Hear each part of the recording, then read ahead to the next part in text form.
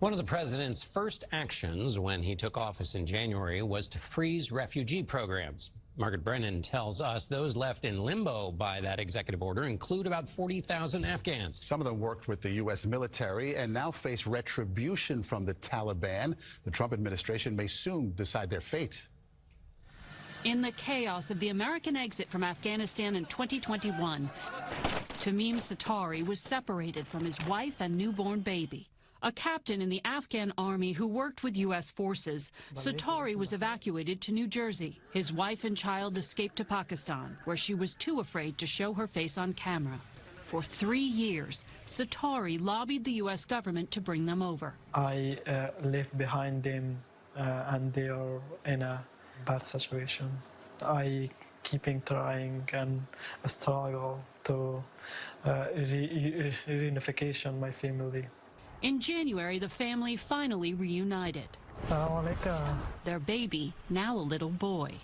Since then, scenes like these have virtually stopped because President Trump signed an executive order suspending the refugee program, and his administration froze financial support for the more than 40,000 Afghans in the pipeline, already approved to leave Afghanistan. Veteran Sean Van Diver coordinated with the State Department to help Satari's family. The fact is that these commitments were made to these folks, and now it's becoming some sort of political football, which it just shouldn't be. So Tamim told us if he didn't leave Afghanistan, the Taliban would have killed him. That's absolutely true. How do you know that? Because we've seen people be hunted down and killed. These people are in danger because of us. The Trump administration says it is trying to prevent terrorists from entering the country. You want to vet them again? Go ahead, but they've already been vetted. Probably the most thorough vetting in American history. These are not the terrorists.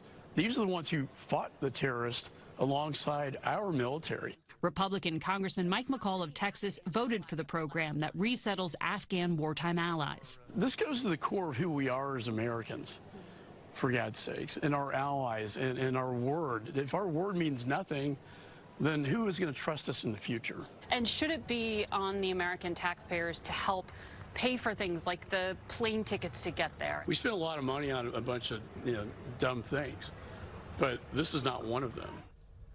Margaret, I want to pick up on what Congressman McCaul said about the vetting. Can you tell us a little more about this kind of vetting, what the vetting process is like? Well, John, vetting and scrutiny of these Afghans who worked in sensitive projects with the U.S. military has long been a priority. Add on top of it the fact that refugees undergo 18 to 24 months worth of background checks. These particular group of refugees undergo a tremendous amount more of the scrutiny than you would see, for example, for a migrant who showed up at the southern border and just tried to claim asylum. They do not go through these standards. Margaret Brennan in Washington. Thank you, Margaret.